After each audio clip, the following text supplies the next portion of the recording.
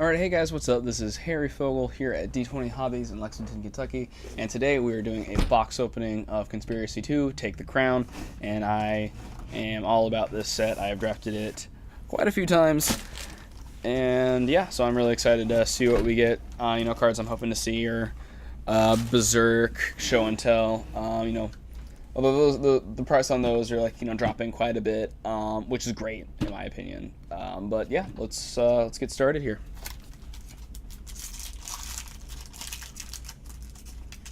Okay. Pack 1, what do we got? Alright, Gratuitous Violence is a fun card. It doubles all the damage your creatures deal. So if you have just like a bunch of evasive guys, it just allows them to get in there a lot faster. Stacks up pretty nicely. Yeah, pretty happy to get that. Oftentimes I wouldn't first pick it just because it's got a rather restrictive mana cost with the 3 red. But hey, dealing double damage is always nice. Okay, Orchard Elemental, best card in the set. Oh, cool. Hey, this is fun. Queen Marchesa. It's a mythic legendary creature. It's 1 a red, a white, and a black for a 3/3 with Death Touch and Haste. And when she enters the battlefield, you become the Monarch, and at the beginning of your upkeep, if you are not the Monarch, you put out a 1/1 black assassin creature token with Haste onto the battlefield. Pretty cool. And then weight advantage is similar to Doran. It makes creatures you control, the difference between it and Doran, deal damage equal to their toughness instead of power. So, always nice to get a double rare pack. Not enough Orchard Elementals, so far in the first 2 packs, but hey, I'm a patient man. See if I can ever open this pack. I drafted a Marchesa deck once, and I actually didn't like it. I think it's just because I'm used to just avoiding being the Monarch, but she really, you really need to be the Monarch with her.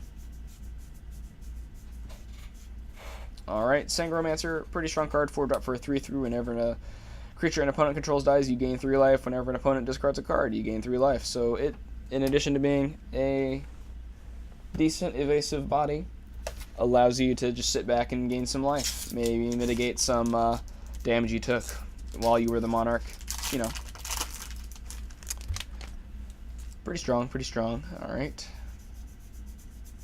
Let's see here. Sinks of Magosi. It's a fun card. It's a 6-drop for 6/6 with flying, and you can pay 3 to draw a card, and you put a +1/+1 counter on it. So it's a pretty strong card, and the mid to late game, you just get to dump all your mana into it at the end of someone's turn, just draw a million cards, and then just get a huge evasive beater. So, what more could you ask for?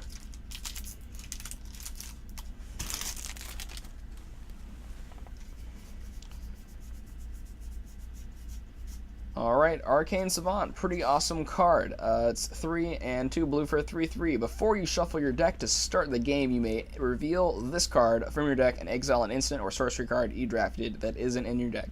And then when you play them, you can, when you enters the battlefield, you can cast a card you exiled with a card named Arcane Savant. So, the way it's worded, the reason it's worded in that way is because if you draft multiples, you can kind of turn him into a toolboxy card. It's unlikely, but that would be pretty awesome.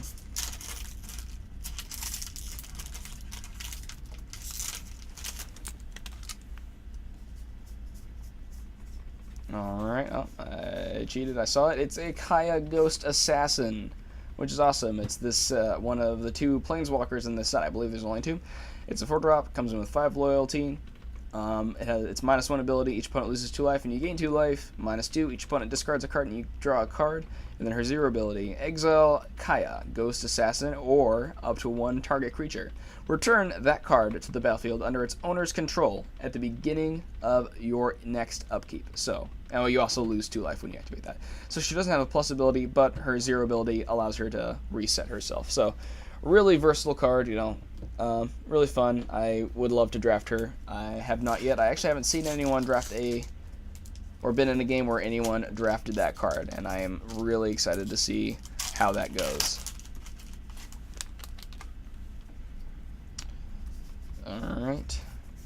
What do we have here? Alright, we have a Skyline Despot. I am likely mispronouncing that. It's 5 and 2 red for a 5/5. When it enters the battlefield, you become the Monarch. At the beginning of your upkeep, if you're the Monarch, you get a 5/5 red dragon creature. And yeah, if this was sealed, I guess box sealed or whatever, this would be a pretty sweet little Mardu Monarch deck. There's Queen Marchesa, Kaya, and Skyline Despot alone are pretty sweet, but add in Sangromancer, and yeah, it's pretty awesome.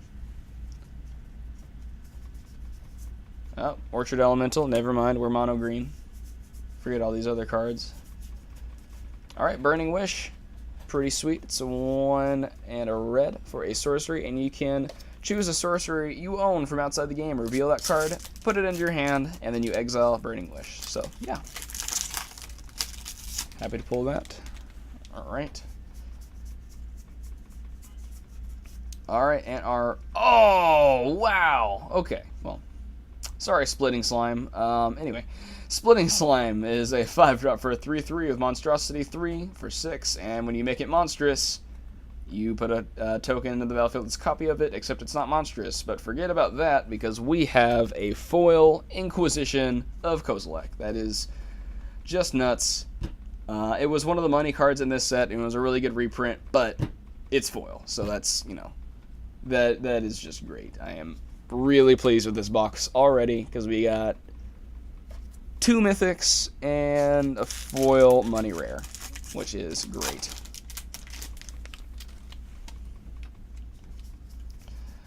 Alright, let's see what's following that. I am sorry, Desertion and Hymn of the Wilds. You're not quite as good as Foil Inquisition of Kozilek, but I'm still pleased to see you guys.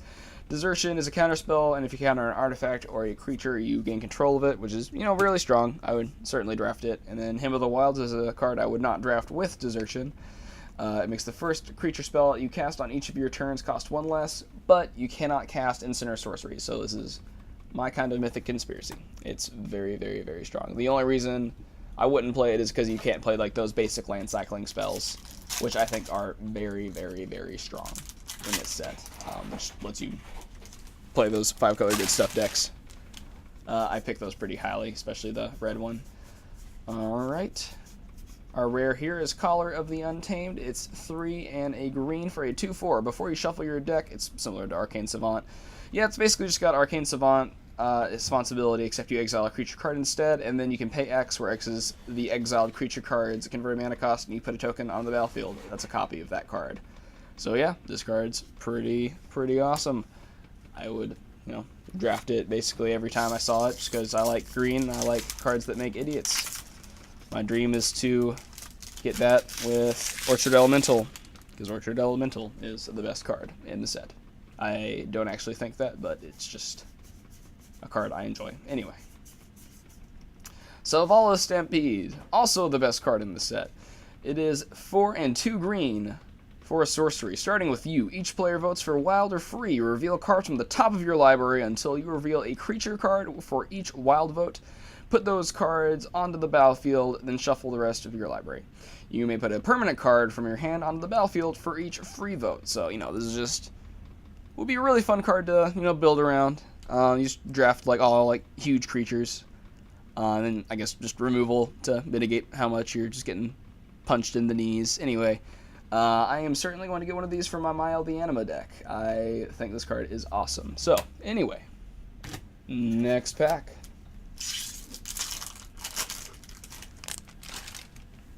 Yeah, looking like we're playing 5-color good stuff here. Alright, hey, there's a Serum Visions, modern playable cantrip. Alright, our foil is Kill Shot. We got a Hold the Perimeter as our rare Conspiracy, and then Throne of the High City. It's a land that you can sacrifice to become the Monarch.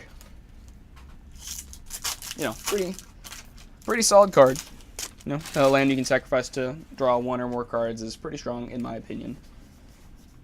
Orchard Elemental, mono green, we win.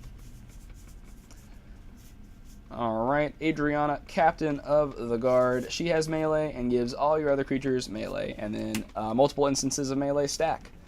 So, I would enjoy playing like a Naya deck around her with her and just other melee guys, and then that green Menagerie, Stampede, whatever, that has melee and trample would be quite strong. I think that would be a very fun deck. Anyway. So here we've got Hallowed Burial. I think this is secretly one of the best cards you can take in this set, just because board states get super glommed up. So you just like sandbag a bomb in your hand, cast this. Everyone kind of like is starting slow, then you play like your bomb and just try to like take over the game. But this just like lets you punish someone who like overextends, which is, you know, done pretty often in this set, I've found. So yeah, definitely value that pretty highly, in my opinion.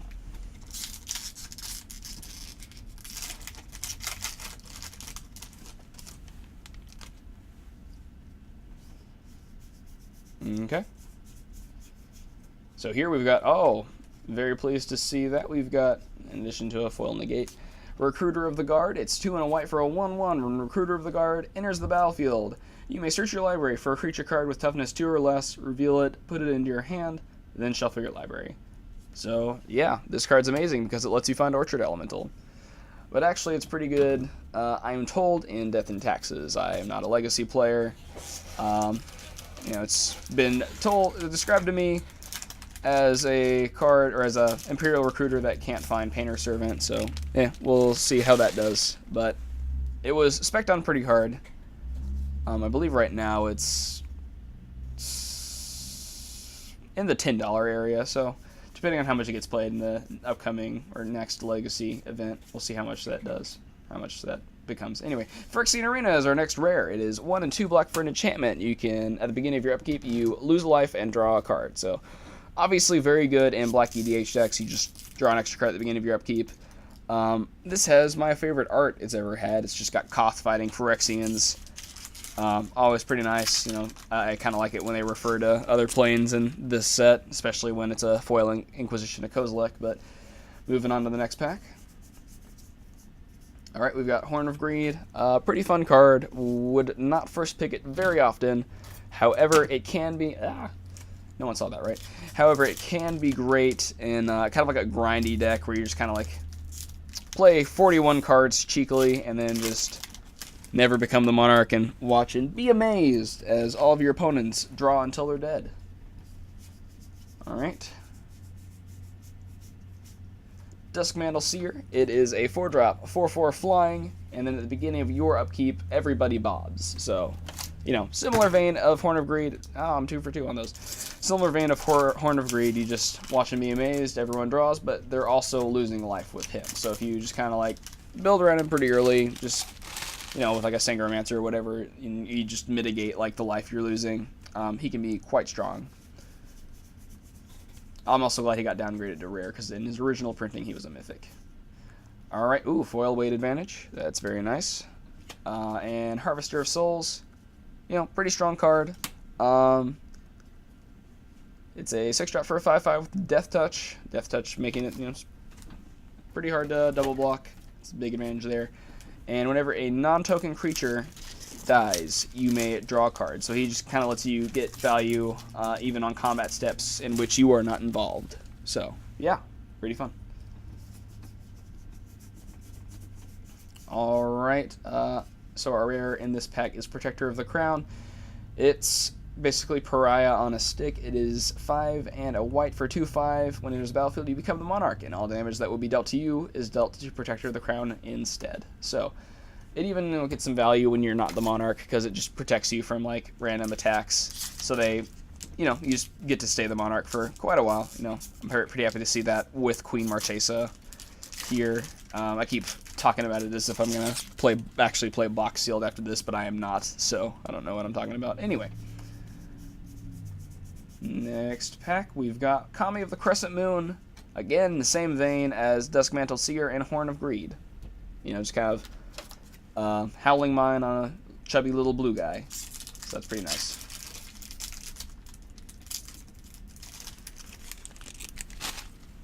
Okay. Next pack we've got a Faith's Reward and another Hold the Perimeter. This is the rare conspiracy I see the most. It is everywhere. Faith's Reward, pretty nice. You just kind of allows you to make a bad combat great. Especially if, like, you know, say like someone like triple blocks like Harvester of Souls, and just to get him off the board, and you play that, you just nuked them. And that's Christmas landish, but, you know, not unheard of. Various other big death touch guys. Alright, next pack we've got... Alright, love that smell. Ghostly Prison, that's pretty nice. It's probably not too much now since it was just printed as uncommon, but, you know, before it was quite expensive. Wild Pair, it's one of my favorite cards. Just for EDH and things, it's an enchantment for 6 whenever you play a creature. If you cast it from your hand, when a creature enters the battlefield, if you cast it from your hand, you search your library for a creature with power and toughness equal to it and put it into play. So, yeah. Pretty strong. Normally, I wouldn't play that in Limited, but in this, you kind of get a pass just because of how slow it is. And, yeah, playing Orchard Elemental and getting another Orchard Elemental is just nuts. Alright, hey, another Ghostly Prison. We have a Pariah and a Foil Kite Sail.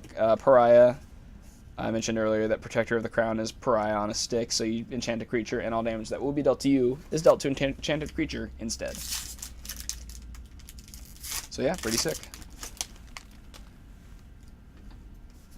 Really tricky card. I enjoyed it a lot. Pretty clever.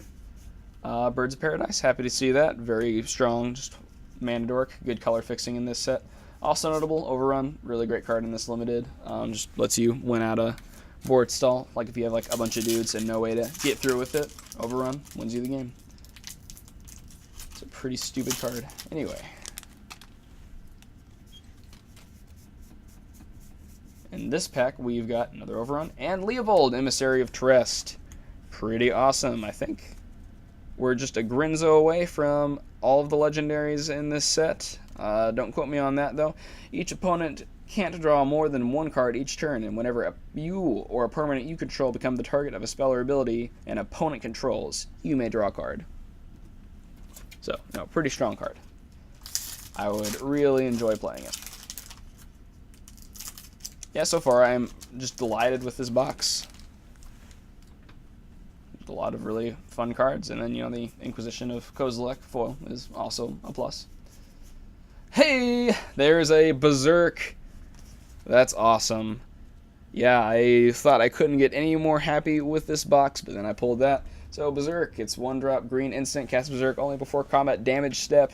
Target creature gets trample and plus X plus 0 until end of turn, where X is its power, and then at the beginning of the end step, you destroy that creature if it attacked this turn. So if one of your opponents is attacking another one of your opponents, you can cast Berserk on one of their creatures, destroy that creature at the end of the turn, and then just deal a little bit of extra damage to your opponent. It's awesome.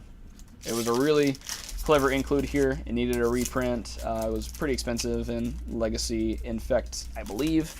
And yeah, you know, it was just a pretty expensive card. It's probably not too expensive now since it was printed in this set, but, you know, hey. Alright, so we've got a Foil, God's Willing, and a Forgotten Ancient, which is an absurdly powerful card in Limited, unless, you know, that's where cards like Hallowed Burial come in. You know, you really need to answer this before it gets out of hand. Whenever a player casts a spell, you put a counter on it, and at the beginning of your upkeep, you can distribute the counters from it to your team, which is just crazy. It just makes your board almost unstoppable.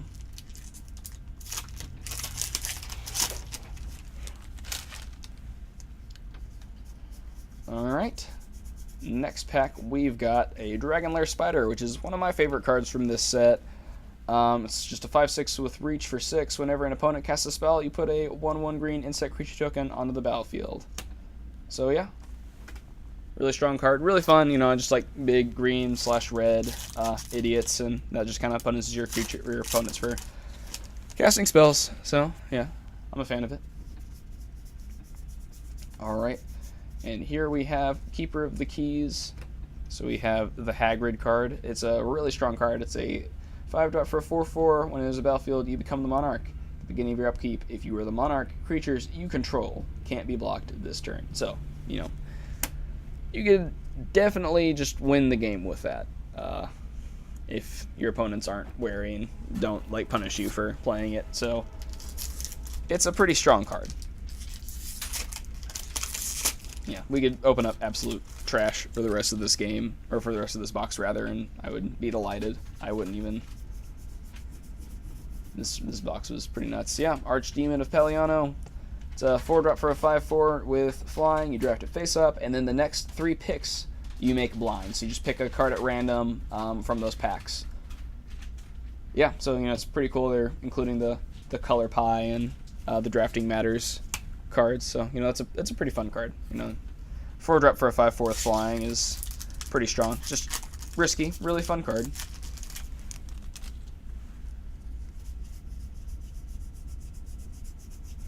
Alright, here we've got Hedron Matrix and an Emissary's Ploy. Hedron Matrix, 4-drop, equipment.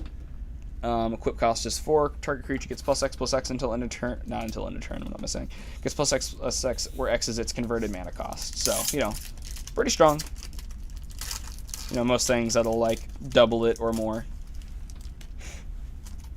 Not sure if that, like, needed a reprint, but, I mean, hey, it might be played in Voltron EDH decks, you never know. Alright. So this pack we've got Goldraw's Spectre. Pretty strong card, especially if you want to make your opponents hate you. It's a 4-drop for a 2/2 that gets +3/+3 when an opponent is hellbent. It also has flying. Whenever it deals combat damage to a player, that player discards a card. Alright, second to last pack. If one of these cards is show and tell, this is going to be possibly the best box I've ever opened. Orchard Elemental, there's our playset. We win. Hey, did you like your foil Inquisition of Kozilek? Here's another one. That is awesome. Non-foil Inquisition of Kozilek, of course, but yeah. I am not complaining. This box is awesome. Alright. Okay, Volatile Chimera is our last rare. It's really fun. It's in the same cycle as Collar of the Untamed and Arcane Savant. It's the red one. It's 2 and a red. For a 3/2, you exile 3 creature cards from that you didn't draft. And you can pay 1 and a red and choose a card at random you exiled with cards named Volatile Chimera, and then it becomes a copy of a card named and gains this ability. So, yeah. As I've said, I am really, really, really, really, really happy with this box. This is just crazy. Like, the foil Inquisition of Kozilek, the regular Inquisition of Kozilek, the Berserk, the mythic, like, legendaries are, I think, going to, go up in value, especially, like Queen Marchesa, like, stuff that's going to be, like, pretty good in Commander. Although if it stays down, that'd be great, because people can just, buy it. Yeah, it's pretty sweet. So, yeah, thanks for watching. Be sure to stop by D20 Hobbies in Lexington, Kentucky for all your Magic the Gathering and various other game and hobby needs. Thank you so much, and I'll see you next time. This pack was sweet.